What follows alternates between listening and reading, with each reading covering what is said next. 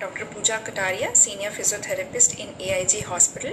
Today I'll be teaching you few breathing exercises that will help your oxygen intake to the lungs.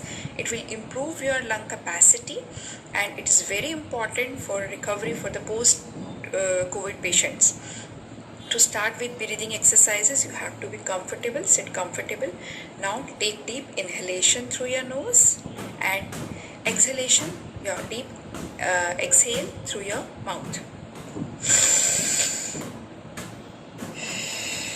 Inhale through your nose, exhale through your mouth. Okay, repeat. Hello everyone, देखिए मेरा हाल क्या हो रहा है। मैं नहा चुकी हूँ और मैं नहाया नहीं इसलिए मुझे मम्मी ने दिखाने दिए लाइव में। दिखाया तो है, अब नहीं दिखा रही है ना, दिखाओ। लेकिन मैंने कुछ किया नहीं है, अभी करूँगी क्योंकि मुझे तन्मय की क्लास करानी है। मैं इस पुराने वक्त को हटा के नया वक्त जाता हूँ, थप्पड़ मारना चाहती हूँ उनमें। तो इनकी क्लास अटेंड होगी, जो कि बहुत ही कभी कभी मन नहीं करता ना कराने, लेकिन करानी पड़ती है, करानी पड़ेगी, है ना, करानी पड़ेगी। तो इनकी क्लास करोगी। हाँ, आलस आ रहा है। आ गया मैसेज, गुड्डू की तो शुरू हो चुकी है। फर्स्ट पीरियड कौन सा है? बदतमीजी मत करो, स्ट्रेट बैठो। टर्न में मैंने क्या बोला? First period. हाँ जी, क्या दिखाना चाहते हो? Happy mother's day. Thank you. इसमें हमने आपकी गम से फोटो चिपकाए हैं। उसे खोलो ना, इसको ऐसे हाँ जैसे बताओ, ऐसे अंदर खोलो। ओ भाई, हाँ अंदर खोलो, अंदर खोलो मम्मी, अंदर खोलो। You are the best mother. कभी कभी तो कहते हैं आप बड़े गंदे हो मम्मी।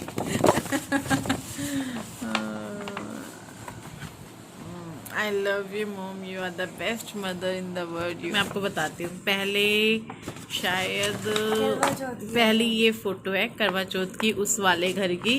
हाँ, पहली ये फोटो है, ये रूपक की शादी वाली फोटो है ना, उस साड़ी। फिर ये करवा चौथ पे पहनी थी मैंने उसी साल, हालांकि ये लाइट कलर है तो फिर भी मैंने पहन लिया था। और उसके बाद ये जो है सूट, ये मैंने जागरण में पहना था अपने घर, तो ये भी रूपक की शादी का ही सूट है। और ये सूट मुझे बहुत पसंद था, बहुत ज़्यादा, और मुझे बड़ा अच्छा लगता था। और ये मैं हूँ, और ये गुड्डू खड़ी है, पर गुड्डू का मुंह उधर की साइड है। 2.5 साल की थी गुड्डू उस टाइम। 2000 कितने की बात थी वो? 2002 नहीं, 2012। हाँ, 2012, हाँ राइट, 2012। और हम गए थे कालसी मंदिर, कालसी मंदिर का फ़ोटो है ये। चलिए, अब ये फ़ोटो, हाँ ये बाद का है, ये है बीच का है शायद, और बॉम्बे का है। हम मासियरों के यहाँ गए थे घूमने के लिए, मतलब विपिन नहीं गए थे, मैं, भाभी, लक्की, कार्तिक और गुड्डू गई थी। तन्मय तो उस टाइम था ही नहीं। तो ये तब का फ़ोटो है, और उस टाइम ना इस तरह के सूट बहुत चल रहे थे, फ्रॉक वाले इस टाइप के, और बहुत अच्छे लगते थे मुझे। ये वाले अच्छे लगते थे, लॉन्ग वाले आज भी अच्छे लगते हैं। और ये कार्ड तो बहुत ही खूबसूरत है, मैम ने बनवाया है तो ऐसे ही। Wow, thank you, thank you. आपने नहीं बनाया? मैंने नहीं बनाया ये स्माइली तो मैंने बनाई है। वाओ, है। अच्छा, वाओ, थैंक यू। मम्मी, जो आप ये शाइनिंग कलर देख रहे हो ना, हाँ, ये मेरे पेंट में से था, ये shining colour. Okay, thank you. चलो आप क्लास करो ये क्या लिखा है? हाँ, मॉम नहीं, mother, MOTHER, mother day. Yes.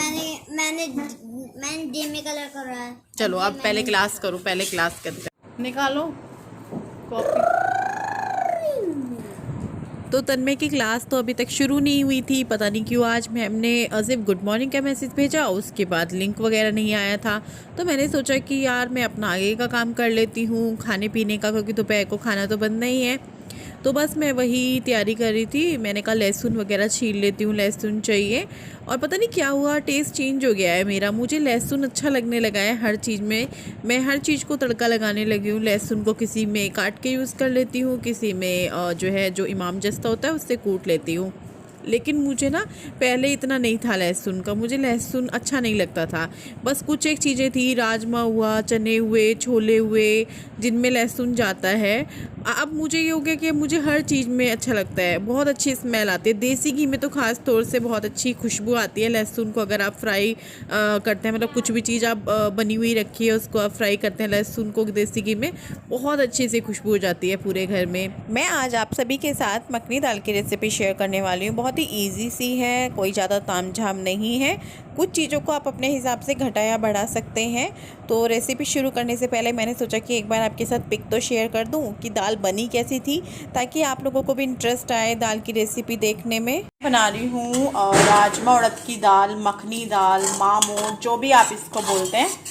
वैसे तो मखनी दाल को सभी लोग जानते हैं, और जब हम होटल रेस्टोरेंट कहीं भी खाना खाना चाहते हैं तो सबसे पहले हम मखनी दाल को ज़रूर ऑर्डर करते हैं। तो इसको मैंने रात भर भिगोया था, राजमा को। उड़द को मैंने नहीं भिगोया है। तो राजमा और उड़द, मतलब राजमा को भिगोया, उड़द को नहीं भिगोया, पूरी रात के लिए भिगोया था राजमा को। और यहाँ पे मैंने राजमा थोड़ा ज़्यादा लिया है, हम ज़्यादा ही डालते हैं जब मखनी दाल या राजमा उड़द बनाते हैं। आप ऐसा कर सकते हैं कि 1 गिलास उड़द और 1.5 मुट्ठी के करीब राजमा भिगो सकते हैं। तो इनको मैंने बॉईल कर लिया है, और बॉईल करने के बाद ये अच्छे से हो चुके हैं। अभी मैं इसमें हल्की सी कड़छी मार के इसको फिर से मैं रखूँगी गैस पे, क्योंकि इस दाल को जितना पकाया जाता है ये उतनी टेस्टी बनती है। और इधर मैंने कढ़ाई गैस पे चढ़ा दी है, क्योंकि मुझे मसाला तैयार करना है, और मैं बिल्कुल रेस्टोरेंट, होटल, शादी ब्याह जैसे स्टाइल में बनाने वाली हूँ, एक हलवाई के स्टाइल में बनाने वाली हूँ। तो रेसिपी शुरू करते हैं। तो कढ़ाई गरम हो चुकी है और हमारा तेल भी गरम हो गया है। आप इस टाइम पे तेल, घी, रिफाइंड, जो भी आपको यूज़ करना है, मक्खन, वो ले सकते हैं। मैंने रिफाइंड लिया है, और इसमें मैंने एक छोटा टुकड़ा अदरक का, लहसुन और हरी मिर्च है साबुत, और प्याज है मोटा मोटा, ये सब डाल दिया है एक साथ। लहसुन, प्याज, अदरक और हरी मिर्च, इन सबको मैं आपस में तेल के साथ मिक्स कर लूँगी और पकने के लिए छोड़ दूँगी।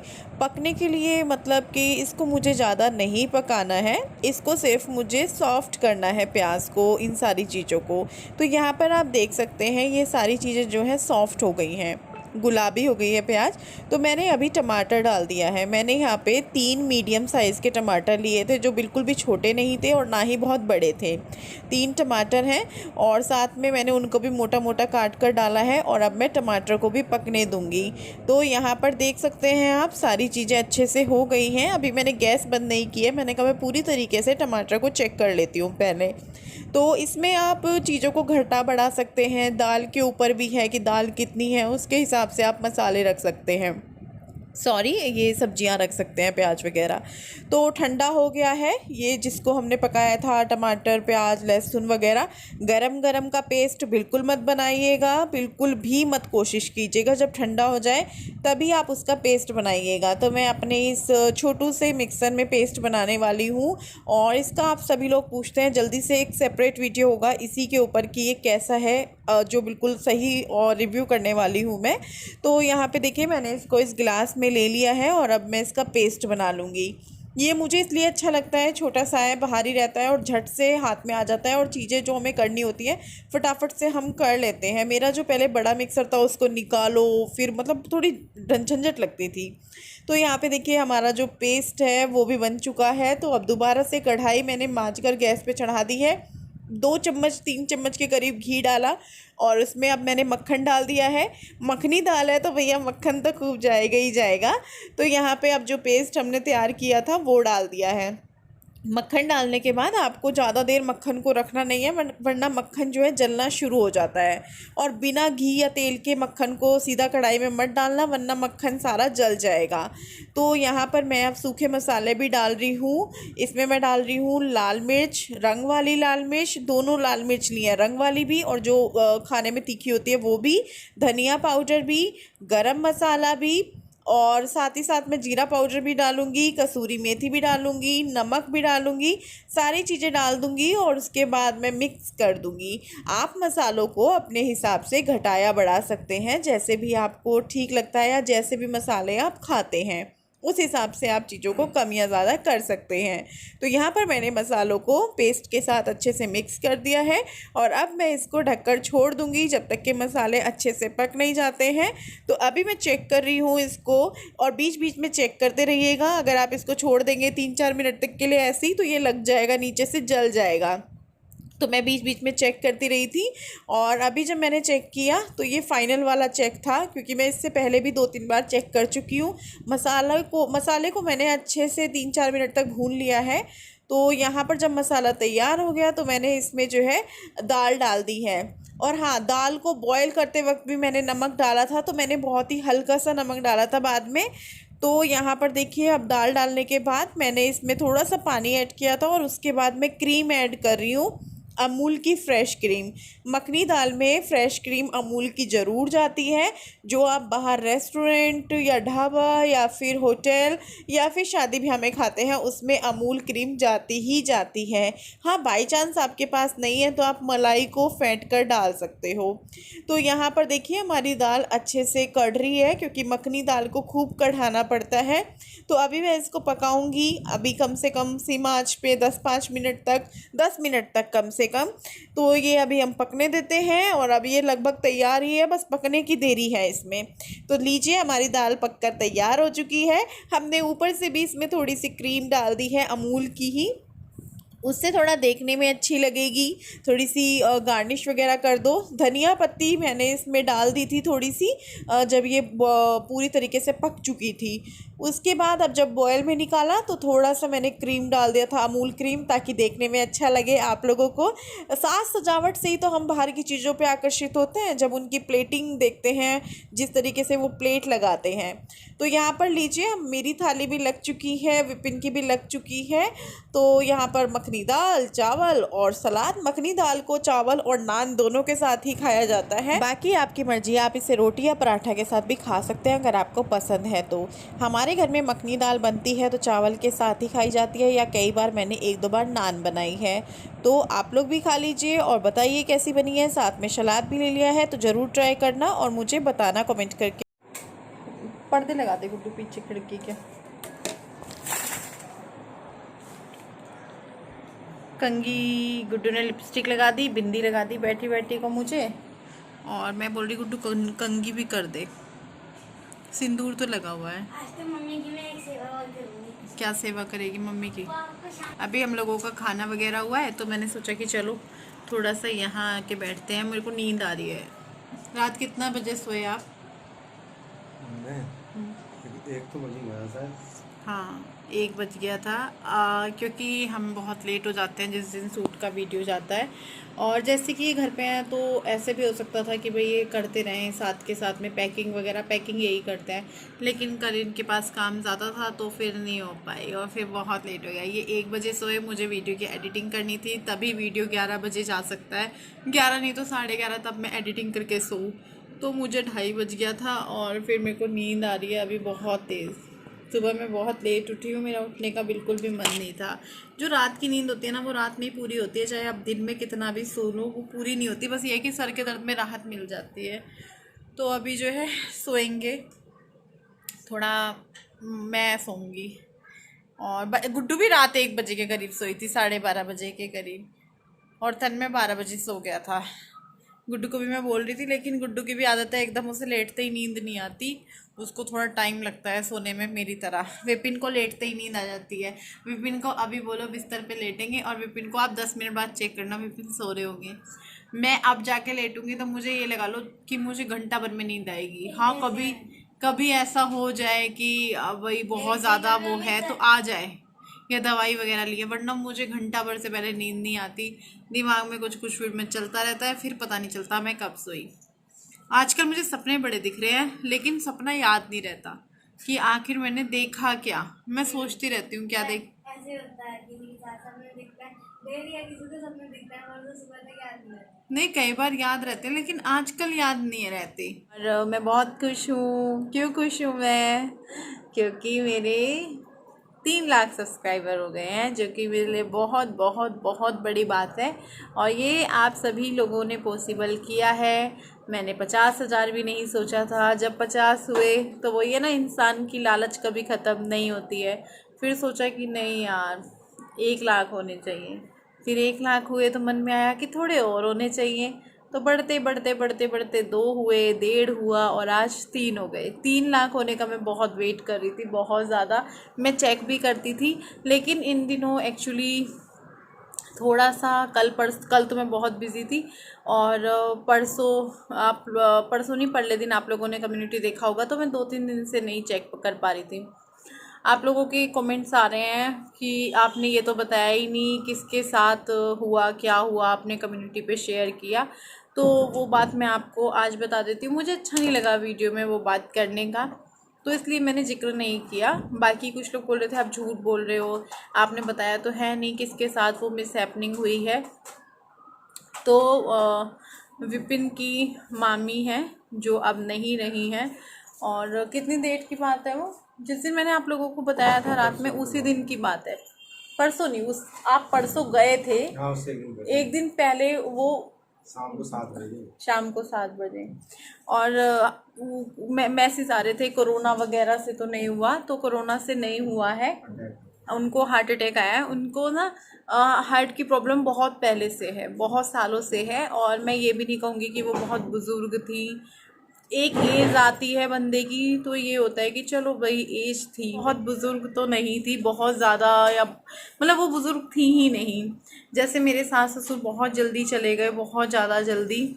उनकी कोई उम्र नहीं थी, बस हम लोगों की शादी हुई, और शादी के 3-4 साल बाद मम्मी और पापा पहले ख़त्म हुए थे इनके। और मेरे पापा भी उसी दौरान ख़त्म हो गए थे, मेरा भाई भी उसी दौरान ख़त्म हुआ था। उस टाइम तो बहुत बहुत गंदा समय था वो, जो हमारे घर पे 3-4 साल, 3 नहीं मैं बोलूँगी 2 साल, 2 साल में सब कुछ बहुत कुछ बदल गया था हम सबके परिवारों में। सिर्फ मेरे नहीं, इनके नहीं, मतलब हम बहुत सारे परिवार में ये सारी चीज़ें हुई थी। ऐसा होता था कि फ़ोन उठने से ना डर लगने लगा था, फ़ोन की घंटी बजने से उठाते हुए डर लगता था। कभी कहीं से कोई खबर आ रही है। भाभी के घर से भी उस दौरान भाभी के भी बड़े भाई ख़त्म हुए थे, और भाभी की मम्मी भी, और सबसे पहले भाभी के ताऊ जी हुए थे, फिर उसके बाद उनके भाई, फिर उनकी मम्मी। इसी बीच हम लोगों के घर में भी हुआ था, यहाँ भी हुआ था। तो बहुत बुरा समय था हम लोगों के लिए वो ना। कभी उसके घर से, कभी उसके घर से, कभी यहाँ से खबर पे खबर आ ही रही थी। और उसी दौरान ना, जो विपिन की मामी अभी ख़त्म हुई हैं, उनके हस्बैंड भी उसी दौरान वो हुए थे, चले गए थे छोड़ के।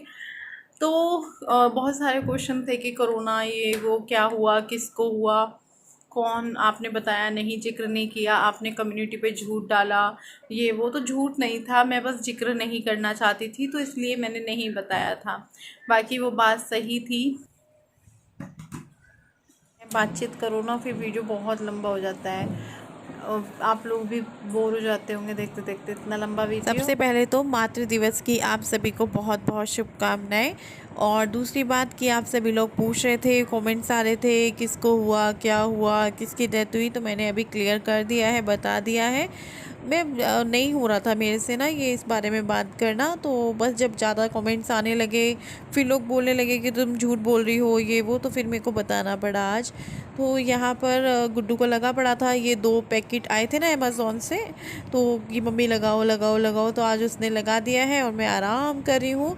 और फ़िलहाल मैं अपनी वीडियो का भी यहीं पर एंड करूँगी, तो कल मिलेंगे एक नई वीडियो के साथ। Bye bye.